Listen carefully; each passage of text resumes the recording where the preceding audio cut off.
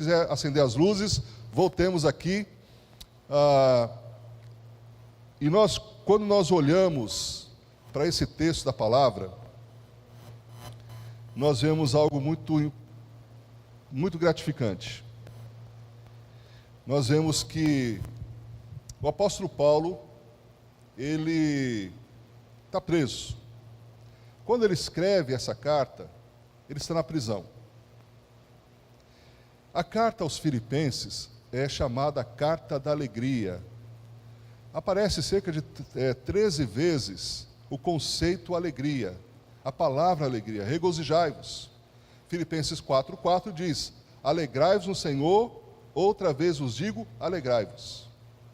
Nós aprendemos nessa carta que a alegria, ela é ultra circunstancial, ou seja, ela não depende das circunstâncias. O segredo da alegria do cristão é estar em Cristo. Alegrai-vos no Senhor, não nas circunstâncias. E aqui o apóstolo Paulo, ele menciona algo muito precioso, quando ele diz que a condição que ele se encontra numa prisão insalubre, ele já está avançado em idade, ele já está com problemas de saúde, tanto é que Lucas acionado para cuidar dele. Lucas era um médico. Então o Lucas, sendo médico, começou a tratar de Paulo. Então Paulo, ele está numa situação que, humanamente falando, não é uma situação confortável. Ele não está nas Ilhas Caimãs tomando água de coco, ele está numa prisão. No entanto, no versículo 12 ele diz assim: e quero, irmãos, que saibais que as coisas que me aconteceram contribuíram para o maior progresso do Evangelho. Quando se pensava que a atividade do apóstolo Paulo havia terminado, afinal de contas, ele não está mais nas viagens missionárias. Nesse momento ele está preso. Então, talvez muitas pessoas naquela época podiam dizer assim: a carreira do apóstolo Paulo acabou, ele está preso. Não. Ele estava preso, mas a palavra não estava presa. Porque é exatamente nesse momento das prisões que ele escreve as cartas como esta. As cartas que o Espírito Santo inspirou e que o Espírito Santo fez com que esses escritos para as igrejas se tornasse parte da Bíblia e nos abençoasse. E ele faz uma referência muito pontual em relação à evangelização, não só na edificação, no doutrinamento às igrejas, não só no conteúdo de exortação, no conteúdo pastoral no qual ele escreve, mas, no entanto, ele está sob a guarda de César, a tropa de elite de César, a guarda pretoriana, os soldados mais bem treinados. Dizem que cerca de 6.000 soldados. Soldados da mais alta qualidade, da mais alta patente. Esses soldados seriam os oficiais no futuro. Essa guarda pretoriana seria os generais do futuro. Seriam os imperadores do futuro, como aconteceu com Constantino, que era general, se tornou imperador. Então, Paulo está dizendo assim: o que me aconteceu se tornou bênção. E aí nós temos aqui também alguns slides da mensagem, temos? Ok. Temos aqui também algo visual para você também reter mais o conteúdo da pregação. O Evangelho, ele é precioso. A preciosidade do Evangelho. Volta mais uma tela, só para ver a referência. A primeira. A preciosidade do Evangelho. Nós começamos a ler aqui Filipenses 1, de 12. Podemos ir até o 30 na exposição. Próxima tela, por favor. Veja só, o Evangelho é precioso porque é o propósito glorioso de Deus. A preciosidade do Evangelho. Há um hino do cantor cristão que diz assim: as novas do Evangelho já se fez ouvir aqui, boas novas tão alegres. Pois é, em primeiro lugar, irmãos, nós podemos ver que Deus transforma o mal em bem para o progresso do Evangelho. Exatamente isso que aconteceu. Paulo estava preso, e Paulo então passa a evangelizar um por um da guarda pretoriana. Então imagine o soldado ali do lado de Paulo. Várias horas. Paulo não perdia tempo. Paulo não perdeu tempo. Paulo usou a oportunidade para pregar a palavra de Deus. Você tem usado as circunstâncias da sua vida, sejam elas boas ou ruins, para o progresso do Evangelho? Veja aí que na sequência do texto, nós vemos que Paulo realmente, ele entende que isso traz duplo resultado. Primeiro, que aquelas pessoas estavam conhecendo de forma inteligível o Evangelho. Essa é uma outra questão importante a considerarmos, irmãos. É fato, infelizmente, que a maioria hoje, estou colocando isso em termos gerais, tá? Eu não sei a realidade e particularidade dessa igreja, mas de forma geral, as pessoas, os crentes, não sabem comunicar para o não crente o plano da salvação. Não sabem comunicar de forma inteligível, que a pessoa possa entender, que a pessoa possa compreender. Tem muitos crentes que não sabem apresentar textos bíblicos a respeito da evangelização. Tem muitos crentes que não sabem abordar a pessoa com uma intencionalidade evangelística. Terceirizam essa obra tão importante para cada um dos cristãos, para a igreja, para as programações da igreja. Essa semana eu estava conversando com o pastor Davi Merck Júnior, da PIB de Atibaia, conversando sobre esse tema, e ele chegou à seguinte conclusão, que a igreja sim faz um bom trabalho. Aquela igreja em particular abre as portas do seu templo para, já há muitos anos, nesse mês de janeiro, para uma série de atividades esportivas. Isso ganhou a mídia. Todo ano, canais de televisão fazem o anúncio dessa iniciativa. Eles fizeram lá uma iniciativa de corrida, deu 600 inscritos. Então, a igreja abre as portas para as formaturas, gratuitamente. As portas do templo, da PIB de Atibaia, oferecido para as igrejas da cidade para fazer a formatura, com uma condição, para que se dê um tempo para o pastor da igreja falar aos professores e falar aos alunos.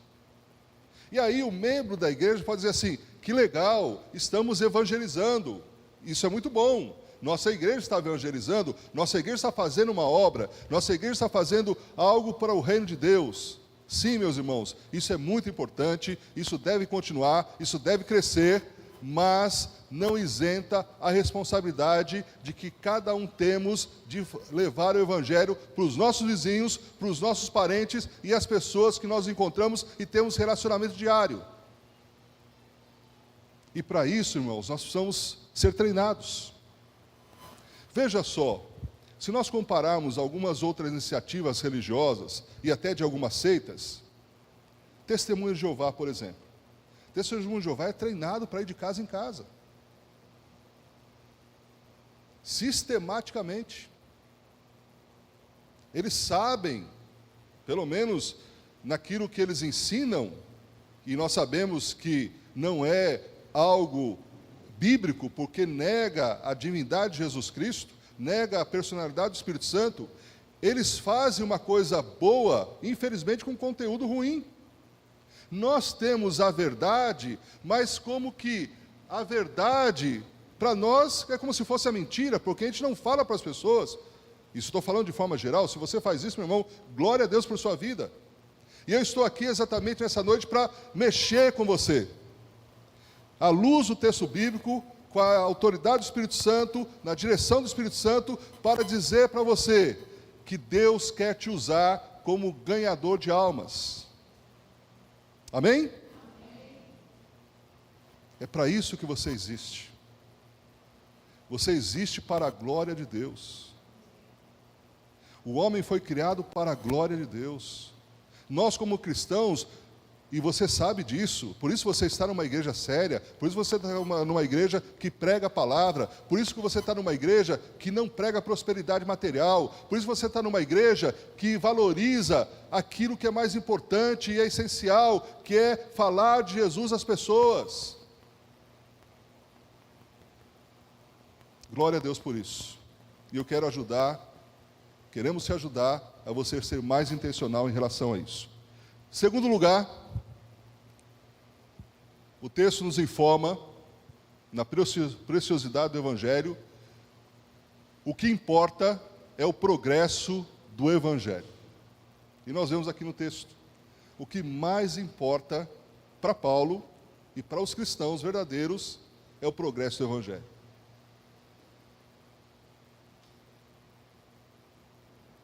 O Evangelho tem progredido a partir da sua vida, por sua instrumentalidade. Quando nós olhamos, por exemplo, em outro texto, vá comigo em Romanos, capítulo 1. Romanos, capítulo 1, versículo 16. Diz assim um texto, Romanos 1, 16. Porque não me envergonho do Evangelho de Cristo, pois é o poder de Deus para a salvação de todo aquele que crê, primeiro do judeu e também do grego. Vamos parar um pouco nesse versículo, para ver a perspectiva de Paulo. Para Paulo, o Evangelho é poderoso. Por que o Evangelho é poderoso? Ele diz, não me envergonho do Evangelho, pois é o poder de Deus. É o poder divino. Não é algo que o ser humano produziu. Por isso, irmãos, a igreja é uma instituição criada por Deus, que há coisas que só a igreja pode fazer. Nenhuma outra instituição, nenhuma outra ONG, nenhuma outra iniciativa humana é capaz de fazer aquilo que a igreja faz. A igreja trabalha no ramo de transformação de vidas. A igreja trabalha no ramo de libertação de vidas. A igreja trabalha no ramo de salvação de vidas. É importante fazer obra social? Sim. Devemos fazer obra social. Mas, meus irmãos, quando se faz uma obra social sem a intencionalidade evangelística, é como se colocar ar-condicionado num vagão de trem que está indo para o inferno. Não resolve. As pessoas não estão espiritualmente feridas, as pessoas estão espiritualmente mortas. Quem não tem Jesus está morto aos olhos de Deus. E nós temos a missão, o privilégio, a responsabilidade de trazer vida às pessoas. E como se traz vida às pessoas? É comunicando o Evangelho, comunicando no poder de Deus. Em 2008 tive a oportunidade de liderar uma equipe de 104 brasileiros, aproveitando as Olimpíadas da China, porque foi a época que a China se abriu. E nós fomos com 104 brasileiros com intencionalidade missionária. E vimos relatos Irmãos, impressionantes. A igreja na China é perseguida, mas sabe que aonde a igreja mais cresce é lá na China?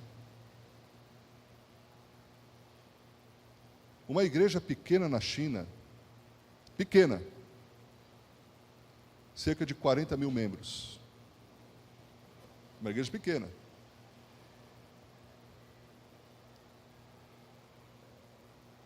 E não é worship, não. É igreja. Eles não têm tempo. Não é church ou não. É igreja. Que leva a sério. Cristianismo exuberante. Aí o que aconteceu? A polícia religiosa localizou um pastor e foi prender esse pastor. E quando eles foram prender esse pastor, o pastor estava alegre e feliz. E eles ficaram impressionados com a alegria daquele pastor. E falaram assim: por que você está tão alegre? Você vai preso. Você já ficou na prisão há alguns anos. Vai ficar preso de novo. Por que você está rindo? Por que você está feliz? Ele falou assim: olha, quando vocês me prenderam alguns anos atrás, eu fiquei alguns anos na prisão, foi o tempo que a igreja cresceu. Porque os irmãos se animaram. Porque os irmãos viram que o seu líder espiritual estava preso, estava sofrendo por amor a Cristo. E eles falaram assim: se o nosso pastor está sofrendo, e se Jesus sofreu por nós, vamos serem mais intencionais na oração. E eles começaram a orar, a igreja cresceu. E cresceu, e cresceu, e cresceu. E ele falou assim: olha, agora vocês vão me levar de novo à prisão, e a igreja vai crescer mais ainda. Aí o pastor falou para o oficial o seguinte: você acha que esse trabalho sou eu que faço? Você acha que isso aí é obra dos homens? Isso é obra de Deus. Veja bem, o pastor falando para o oficial: qual chinês com sã consciência quer se tornar cristão? Regime totalitário, regime comunista. Ou seja, se o chinês se torna cristão e as autoridades descobrem que ele é cristão, ele perde direito à casa, porque a casa é do governo, ele perde direito a levar os filhos para a escola é do governo, ele perde a liberdade, porque vai ser preso, pode ser torturado, pode ser morto. Qual chinês com sã consciência quer se tornar cristão? E por que ele se torna um cristão? Porque é obra de Deus. É obra de Deus. O Evangelho é poderoso porque é de Deus. Segundo lugar, na perspectiva de Paulo, o Evangelho é poderoso. Ele diz: não me envergonhe do Evangelho, pois é o poder de Deus para a salvação. Ou seja, o Evangelho é poderoso porque ele traz salvação. Você crê que quando você fechar os olhos para esse mundo, você abrirá seus olhos na glória eterna? Quantos creem assim? Amém. E quem te deu essa convicção? O Evangelho. O Evangelho de Jesus. Irmãos, você não quer que seu parente tenha essa mesma bênção? Você não quer que seu parente tenha salvação? Você não quer que seu vizinho tenha salvação? Talvez alguns pensem assim: seria muito bom que meu vizinho se convertesse. E muitos pensam assim: eu vou fazer um esforço, vou orar para que meu vizinho se converta a Jesus. Por quê? Porque o vizinho, aquele sujeito abençoado, trabalha a semana inteira, ou mora em São Paulo e vem para o final de semana. E aí o que ele faz? Passa no mercado, compra uma carne, começa a fazer o churrasco na sexta-feira à tarde, sexta-feira à noite, e coloca o som nas maiores alturas, com aquelas músicas que dá nojo de ouvir, aqueles pancadão, e vai durante a noite toda. Quantos que vivem essa realidade? Alguns irmãos. E você fala: misericórdia, Senhor, salva ou leva para a glória. Senhor, tenha misericórdia, Senhor, não aguento mais. E ele coloca aquelas músicas lá e vai até que horas? Sexta, sábado, domingo. Pelo menos de sábado para domingo você já não dorme. Meu sogro vive essa realidade. Uma vez dormi na casa do meu sogro, que eu falei: não dá. Barulho inteiro, você coloca a caixa em direção à janela dele. Caixa de som. Aí você vai, e aí tal, você se esforça, e você ora, e aquele seu vizinho abençoado se converte. Aí você fala: graças a Deus, resolvi o meu problema. Só que não. Ele passa no mercado, na sexta-noite, compra carne, em vez de colocar o pancadão, coloca 1000 graus de unção. Coloca lá, sei lá, coloca lá as músicas evangélicas, no som alto. Jesus, tem misericórdia. Leva, já se salvou, leva para a glória. Meus irmãos, o Evangelho é precioso, é poderoso, é o poder de Deus, é o poder para a salvação e é o poder universal. Não me envergonhe do Evangelho, pois é o poder de Deus para a salvação de todo aquele que crê, tanto do judeu como o não judeu. Ou seja, o Evangelho é para o branco, o negro, da classe social alta, baixa, média. O Evangelho é para o rico, é para o pobre, o Evangelho é para todos. O Evangelho é para todas as nações, é para os judeus, é para os sírios, é para os afeganistãos, é para os brasileiros, é para os londrinos, é para todos aqueles que creem. Por isso, meus irmãos, a nossa intencionalidade, ela precisa começar aqui. E precisa chegar do outro lado do mundo. Aqui, ali e além. Intencionalidade, estratégias, visão. Porque, irmãos, quando uma igreja tem visão do reino de Deus, Deus abençoa a igreja. O melhor investimento que uma igreja pode fazer é investimento no reino de Deus. Porque o trabalho de evangelização é de Deus. Chama-se Missio Dei, a missão de Deus. É Deus que vai fazer isso. Isso é profecia bíblica. Lá em Apocalipse diz que de todas as tribos, povos, línguas e raças estarão diante do trono do Cordeiro.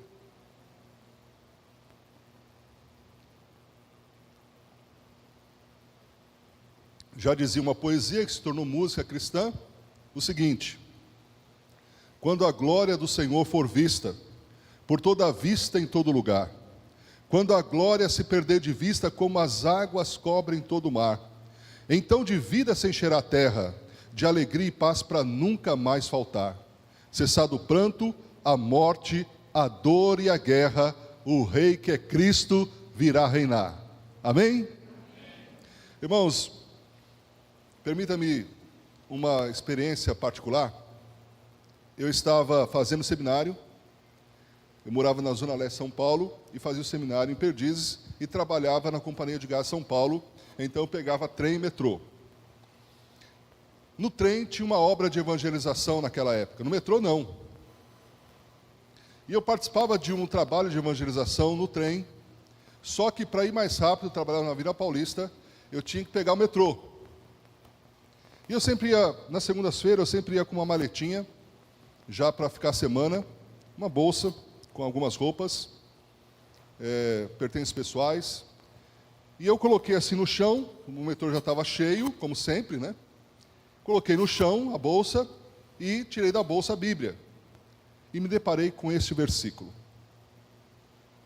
não me envergonhe do Evangelho, pois é o poder de Deus para a salvação de todo aquele que crê, primeiro do judeu e também do grego. Eu acabei de ler, irmãos, Deus falou no meu coração o seguinte: fala do Evangelho aqui.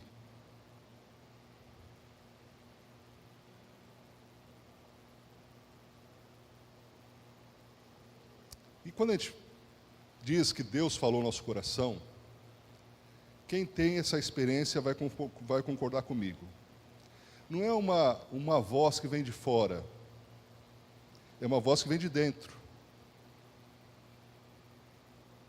Não é a voz do Cid Moreira, no deserto, Pedro e João. Não. É algo que você pensa assim, será que é uma coisa minha, é de Deus? É algo tão pessoal, tão interno. E aí você pensa assim, bom, principalmente quando você está pensando em outra coisa, quando você tem na agenda outra coisa, e quando lhe vem uma voz interna para você fazer uma coisa que é para o reino de Deus. Então você pode ter a certeza que isso é Deus te dirigindo a fazer alguma coisa para Ele. E eu tentei argumentar com Deus o seguinte: Deus, eu não me envergonho do seu Evangelho, de forma nenhuma. Porque Ele falou assim, Marcelo, você se envergonha do meu Evangelho? Eu falei, não, Senhor. O Senhor sabe que não. Eu acabei de participar aqui de um programa de evangelização, e isso era todo dia. Senhor, você sabe que na praça, a gente tem na hora do almoço, lá na Barão da Petininga, no centro de São Paulo, a gente tem na hora do almoço trabalho de evangelização. Senhor, você sabe que quando eu sento do lado de alguém, eu falo do Evangelho para essa pessoa. Aí Deus falou assim, mas você disse que não se envergonha do meu Evangelho, então fala meu Evangelho aqui. Eu fui lutando com Deus, estação após estação. Chegou uma hora que eu falei, não, melhor obedecer. Eu não sei o que eu disse, mas o que eu disse as pessoas começaram a prestar atenção.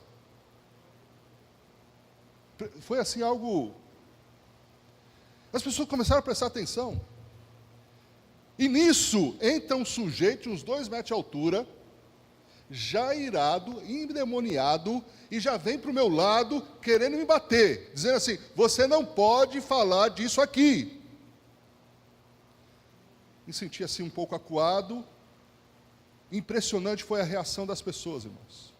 As pessoas diziam assim, deixa esse jovem, era bem mais jovem, isso estou falando de uma experiência de 30 anos atrás, magrinho, loiro, vermelho de vergonha, mas falando o Evangelho.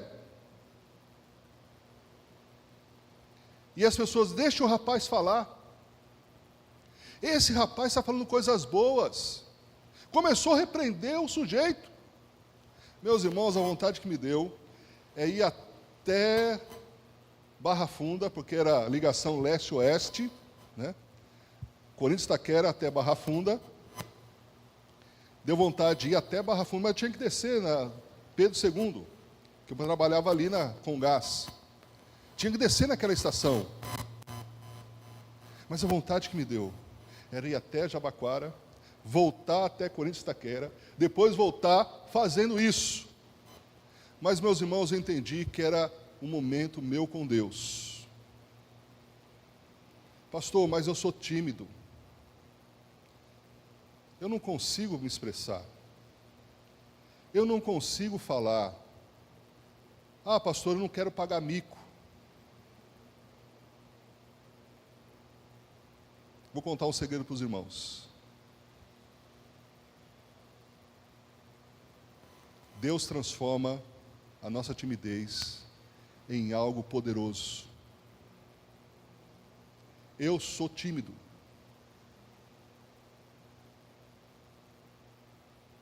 Pensa no jovem tímido, quando cheguei na igreja.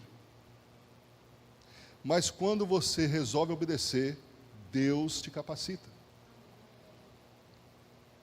Um jovem lá nos Estados Unidos, morava um jovem no interior lá dos Estados Unidos, Deus falou ao seu coração o seguinte, vai até Harvard e prega meu evangelho na Universidade de Harvard. O jovem era um jovem crente da Igreja Batista, consagrado. Sabe aquele jovem que é consagrado? Aquele jovem que lê a Bíblia, que é sério, não é? Que ora. Não é aquele jovem oba-oba, é aquele jovem crente. E aí então, eu falei, Senhor, mas o que eu vou falar lá? E quando Deus nos dá uma ordem, Ele não fala todos os passos da caminhada. Um passo de cada vez. E Ele foi e deu o primeiro passo. Senhor, você quer que eu vou lá? Eu vou. Pegou o ônibus e foi lá para Harvard. Chegando lá em Harvard, Senhor, eu estou aqui, e agora? Você vai falar do meu evangelho para tal pessoa. Essa tal pessoa era um jovem muito inteligente, ateu, que argumentava e ganhava os discursos com os intelectuais crentes da época. Colocava missionário e pastor no bolso, com argumentos filosóficos, com argumentos da história, com comprovações e tudo. E aquele jovem se destacava e batia no peito, dizendo assim, olha, pode chamar quem for para um debate. Aquele jovem, sem muita instrução acadêmica, afinal de contas, estava no ensino médio, foi chamado por Deus para falar para o Evangelho a um ateu, muito bem preparado. Eu falei, Senhor, eu vou passar vergonha. O que eu vou falar? Não tem argumentos. O que eu vou falar para esse jovem? Não tenho condições de falar para ele. Senhor, o Senhor sabe das minhas limitações. Deus transforma a nossa fraqueza em força. Não é isso? O jovem resolveu obedecer e chegou para aquele outro jovem e falou assim, olha, Deus me mandou aqui para falar do Evangelho para você. Ah, você quer falar o Evangelho para mim? Não, vamos fazer o seguinte, vamos ter um debate. E logo já pegou o celular, já entrou no seu grupo de contato, no seu grupo de WhatsApp de outros ateus e de alunos da universidade, professores, e de repente uma multidão estava ali, marcou o horário, o dia, como se fosse um debate mesmo, e só faltou televisão. Quando aquele jovem crente viu todo aquele cenário e começou a tremer feito vara verde. Senhor, o que o Senhor fez comigo, Senhor? Eu vou passar vergonha. Fala do meu evangelho para ele. E aí então, a multidão reunida, professores, alunos, debatedores, para ver aquele debate num jovem crente do ensino médio com uma pessoa extraordinariamente falando em termos de QI. Gênio. E aí aquele ateu disse para o jovem crente, ah, você quer falar do evangelho para mim? Comece. Pode começar. Comece a dizer o que você vai dizer, o que você quer dizer, o que você disse que Deus vai me dizer. Aí ele fechou os olhos no segundo, pedindo a direção de Deus, e Deus falou ao seu coração, fala para esse jovem biscoito. O quê? Até quem estava dormindo acordou agora. Biscoito? Senhor, como assim biscoito? Fala biscoito. E aquele jovem então resolveu obedecer e disse assim para aquele jovem crente, para aquele jovem ateu, Deus me mandou te falar biscoito. Quando aquele jovem ateu ouviu essa palavra biscoito, ele abaixou a cabeça e começou a chorar. Chorar, copiosamente chorando, se derramando em lágrimas. E assim como você, as pessoas que estavam ali, ninguém estava entendendo nada. Passou alguns segundos, ele se recompôs do pranto, do choro, e disse o seguinte, agora eu sei que Deus existe.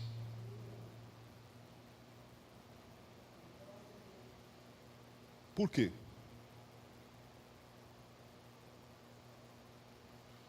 Quando era criança, disse o jovem ateu, eu tinha um irmão pequeno que ainda não sabia falar. Minha mãe fez alguns biscoitos e disse para mim: filho, não coma os biscoitos. Espere seu pai chegar. Ele comeu os biscoitos. Colocou a culpa no irmão, que não sabia falar, que não tinha como se defender. E ele disse: ninguém sabia disso. Meus pais até hoje não sabiam disso. A única pessoa que sabia disso era Deus. E aí o jovem crente falou, se animou e falou: biscoito, biscoito, biscoito. Irmãos, Deus é maravilhoso. Olha, quando você se põe na mão de Deus, Deus usa a sua vida de forma extraordinária. Você quer saber de uma coisa? Se você ainda não sabe, ganhar almas depois da salvação é a maior bênção que o crente pode obter.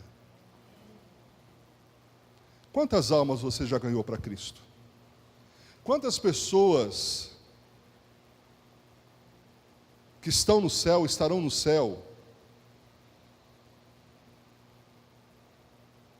por sua instrumentalidade?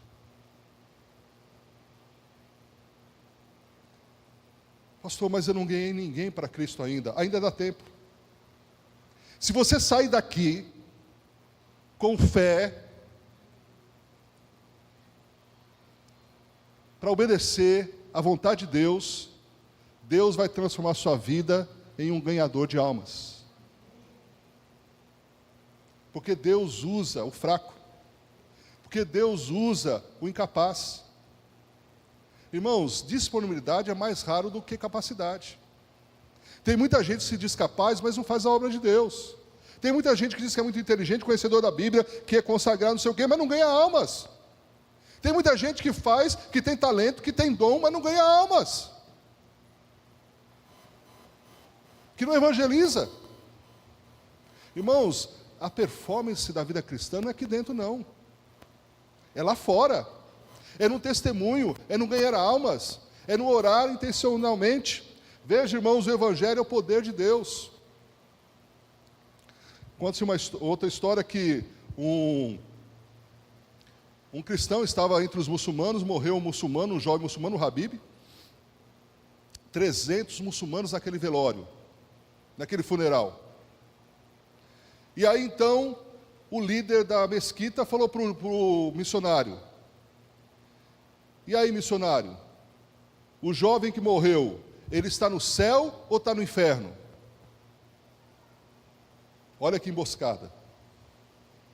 Porque se o missionário dissesse assim: não, ele está no céu, ele estaria mentindo. Porque se não crê em Jesus, o destino é a perdição eterna. Isso está na Bíblia, irmãos. Quem mais falou sobre o inferno foi Jesus. Isso é uma realidade.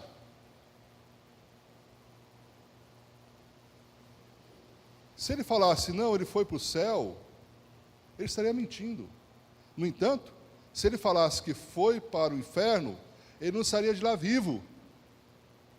Os muçulmanos iam pegar ele de pau. Aí você pensa assim: que situação. O que esse missionário fez? O que esse missionário respondeu? E aí você pensa assim: como que ele vai sair dessa enrascada?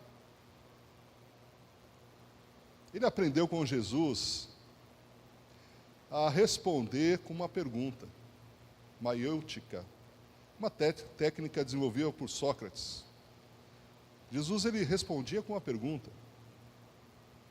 A pergunta foi: o jovem que morreu era um bom muçulmano? Sim, era um bom muçulmano. O jovem que morreu era um fiel seguidor de Maomé? Sim, ele era um fiel seguidor de Maomé. Então, esse jovem está aonde Maomé está. Julguem vocês. Meus irmãos, eu quero concluir trazendo aqui alguns desafios importantes. Desafios legítimos pelo qual devemos sempre estar nos perguntando. Primeiro, o desafio de você transformar as circunstâncias na sua vida em oportunidade evangelística. As oportunidades, as circunstâncias. Se a circunstância não for boa, humanamente falando, socialmente falando, financeiramente falando, relacionalmente falando, use essa experiência para progresso do Evangelho. Como Paulo fez. Paulo estava preso, mas Paulo usou a sua prisão para uma oportunidade evangelística. E Deus, quando você tem essa intencionalidade, transformar suas circunstâncias em proclamação do Evangelho, Deus vai lhe dar oportunidade. Deus vai lhe dar sabedoria, Deus vai lhe dar palavras. Você vai estar atento a isso. Porque, irmãos, como que você fala de Jesus para alguém? Como que você aborda uma pessoa com intencionalidade evangelística? No treinamento da Everhome, nós vamos ensinar tudo isso na prática. Abordagem, o que falar, como apresentar o plano de salvação, o caminho romano que leva para o céu, os textos do Evangelho de João que você pode apresentar para a pessoa. Né? Então, existem várias formas de abordagem. E Deus lhe dá sabedoria. Você, por exemplo, está... Quantos aqui já pegaram o metrô na vida ou pegam o metrô ainda? Muito difícil porque estão no litoral. Essa pergunta é mais feita lá, a irmã pega metrô. Metrô Sé. A maioria aqui conhece o metrô Sé. Ali se tem várias ramificações. Você está lá no metrô Sé e a pessoa pergunta para você assim: como é que eu faço para chegar no paraíso?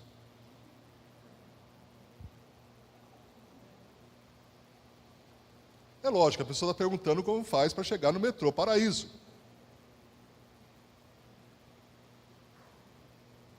Mas aí o crente desavisado, que não tem intencionalidade evangelística, vai dizer assim: não, você pega aqui, faz baldeação, sentido de Jabaquara, passa aqui e você vai chegar no metrô, na estação Paraíso.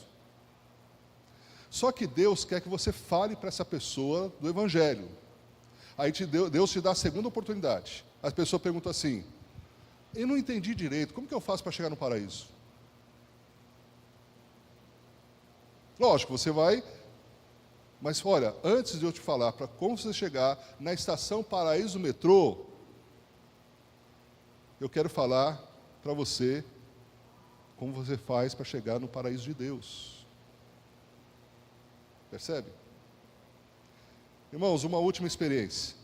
Dá vontade aqui de ficar compartilhando, mas eu sei que vocês têm compromisso amanhã, eu também, mas quero fechar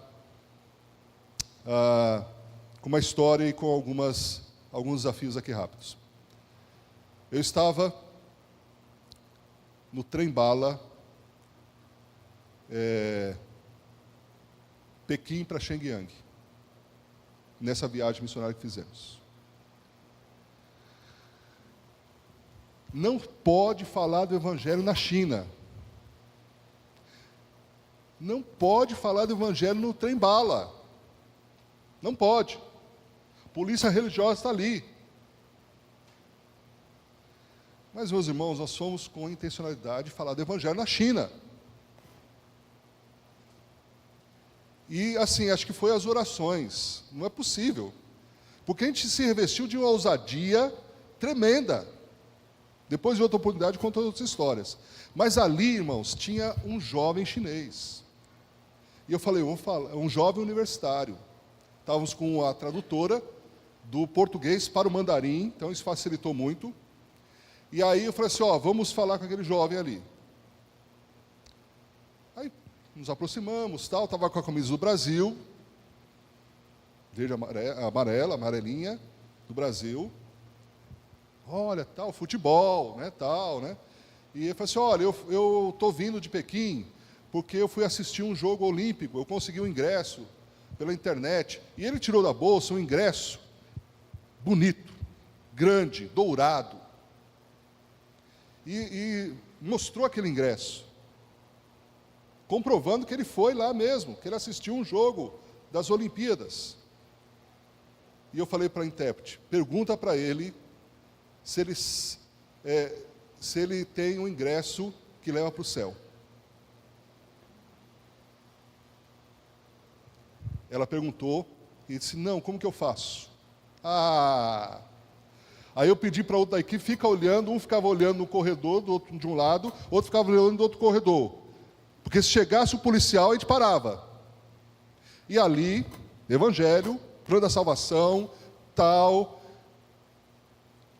E aí, ele começou a entender, irmãos, o que nós estávamos falando.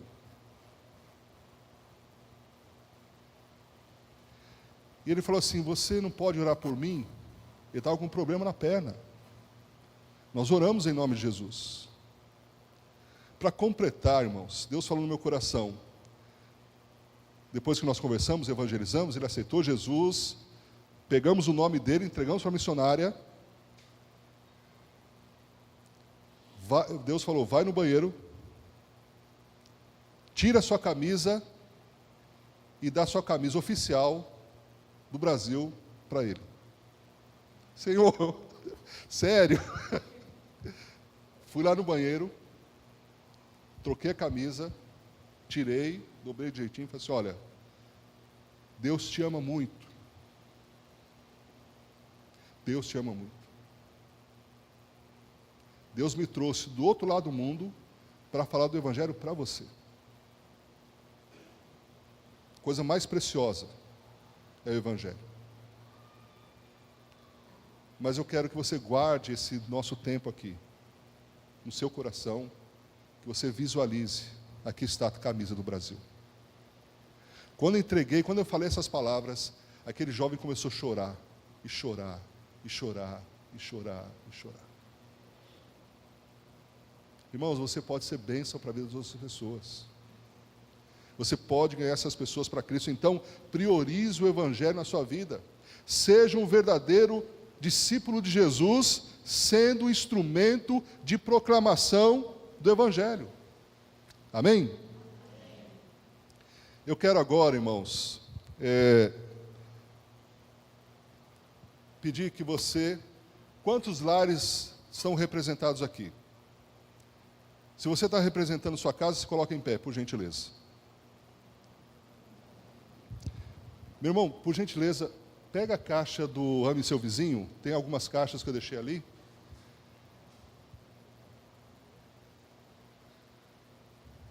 É assim, uma pessoa por casa, tá? Então, se você está representando sua casa, pode ser uma pessoa só, tá? Só você veio da sua família, e se você veio com a sua família toda, você vai ser o representante da sua casa, ok? Então, você pode distribuir para as pessoas que estão de pé? Pode pegar essa caixa, tem mais caixas ali, ok? Você vai receber, então, esse kit, tá? Que é o material Ame Seu Vizinho. Assim que você pegar o seu kit, você pode se assentar, ok?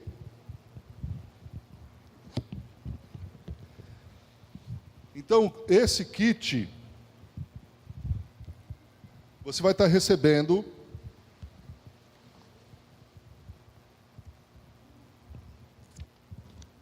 à medida que você receber, você pode se assentar e pode também abrir o mapa. Vai vir um mapinha aí para você.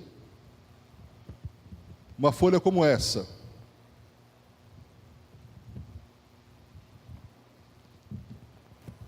Essa folha é para você colocar o nome dos seus vizinhos. Você conhece os seus vizinhos por nome? Se você não conhece, é uma boa oportunidade de passar a conhecer.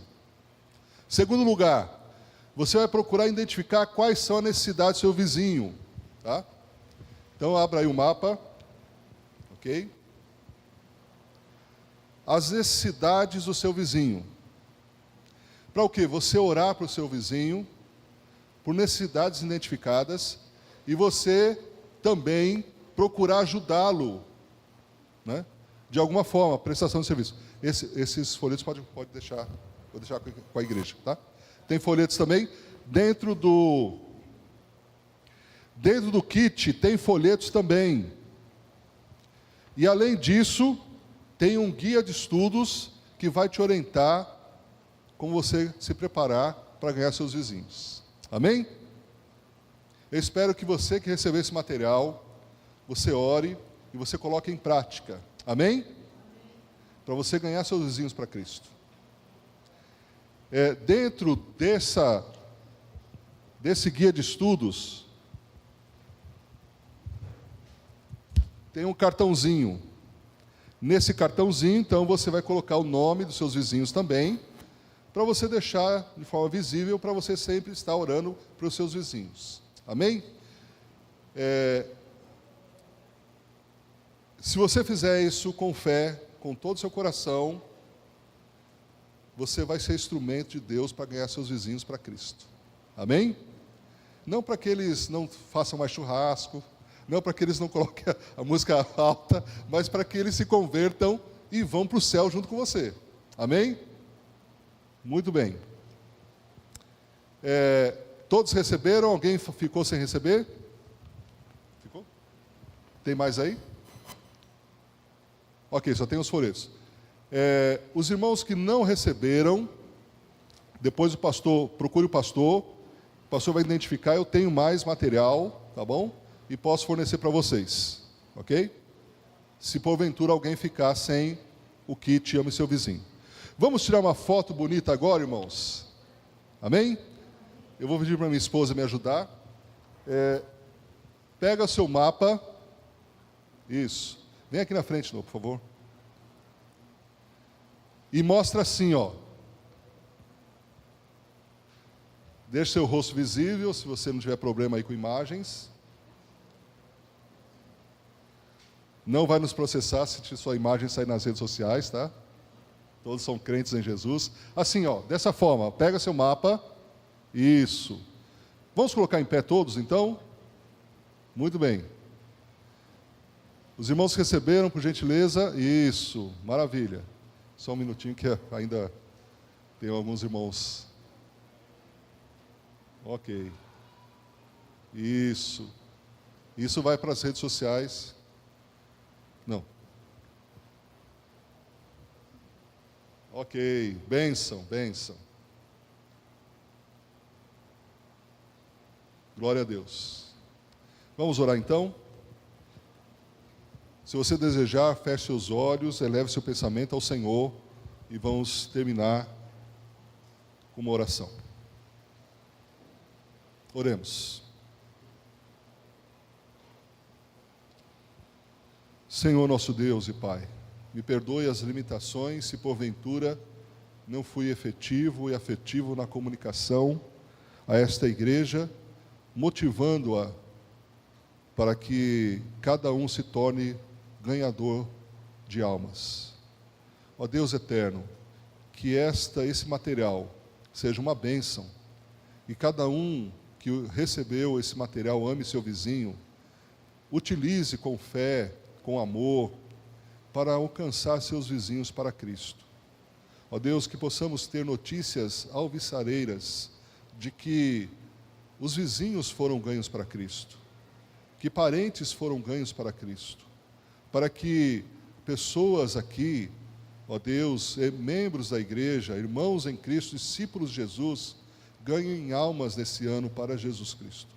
Abençoe essa igreja, abençoe o pastor Marcos, abençoe sua esposa, abençoe a liderança, abençoe os diáconos, abençoe os ministérios, abençoe todos os segmentos dessa igreja, que essa igreja continue sendo farol da luz espiritual de Jesus Cristo, que seja bênção para a comunidade, que seja bênção para o teu reino, que assim seja, no nome de Jesus. Amém.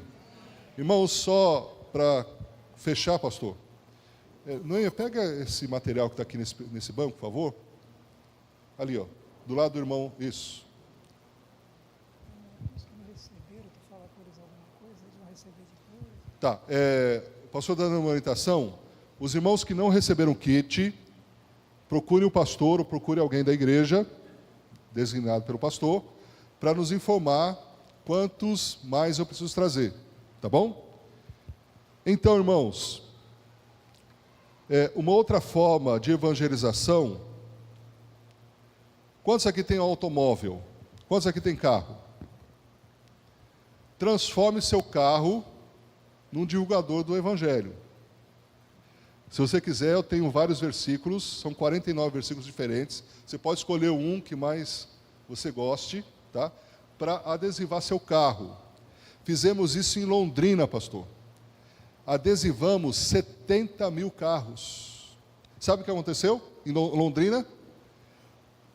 Não se passava 15 minutos sem que alguém lesse um texto da Bíblia, através dos carros. Ah, pastor, eu não tenho carro. Você pode colocar na janela da sua casa. Você pode colocar num vidro. Isso aqui é adesivado em vidros. Você pode, enfim.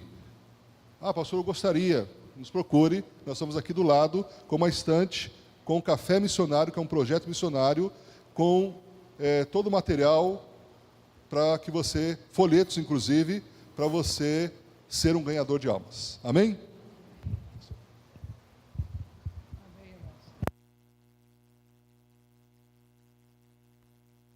Um, dois. Tem uma mesa ali, tá? Assim que você sair, você pode dar uma passadinha lá, né? Vocês vão estar ali, né? Tá bom? Nós vamos ficar em pé, tá bom? E vamos encerrar com uma oração. Nós vamos orar. Então, você faça a sua oração colocando aquilo que você quer colocar diante de Deus. Talvez você diga: Senhor, me usa, né? Senhor, eis-me aqui. Senhor, me ajuda, me capacita. Faça a sua oração, você mesmo agora, tá bom? Diante do Senhor, e assim nós sairemos. Senhor, nosso Deus, nosso Pai querido,